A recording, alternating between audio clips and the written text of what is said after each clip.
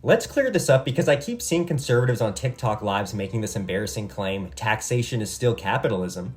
Conservatives want so badly to be associated with capitalism that they're willing to redefine it into something that violates the very principles it stands for. You don't get to claim you're defending free markets while endorsing coerced funding and centralized control. The capitalist approach to utilities isn't public monopoly, it's voluntary business. The capitalist approach to social outreach isn't welfare, it's charity. No, taxes aren't still capitalism. Capitalism is not defined by whatever happens to exist under American democracy. You sound like a leftist.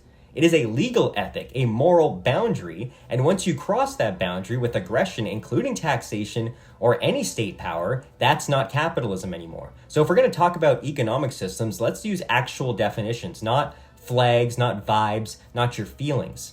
Capitalism, the ethic that preserves property rights by never legalizing aggression against them. Any system where it is legal to violate justly acquired property is not capitalism, even if done through taxation, regulation, or redistribution. Capitalism is not defined by state-managed markets, but by the absence of institutionalized coercion. As Rothbard put it, capitalism is the fullest expression of anarchism, and anarchism is the fullest expression of capitalism. Coercion, the initiation of or threat of physical force, fraud, or other rights-violating acts, used to control someone else's actions against their will. True coercion involves violating another person's body or justly acquired property. It does not include natural consequences like needing to work in order to consume. The absence of a gift or guaranteed comfort is not coercion. Coercion comes from other people, not from the fact that effort is required to survive. Communism, the hypothetical end state of Marxist theory which envisions a classless and fully collectivized society in which all resources are owned in common and distributed according to need without a state. In theory, communism emerges after a transitional socialist phase where the state centrally plans production. In practice, no society has ever progressed beyond this temporary dictatorship. Communism remains a utopian justification for perpetual authoritarian control and the violent suppression of property rights. The non-aggression principle, the legal and moral rule that no one may initiate force against another person or their justly acquired property. Property originates through self-ownership and original appropriation. Because the body is inalienably tied to the self, each person owns themselves absolutely and may defend their person against aggression.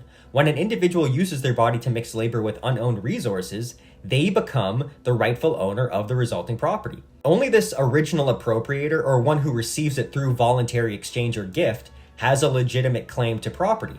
Fraud, threats, and coercion all violate this principle as they compromise one's control over their person and property. The state, the institution that claims a territorial monopoly on the initiation of force and enjoys a general perception of legitimacy.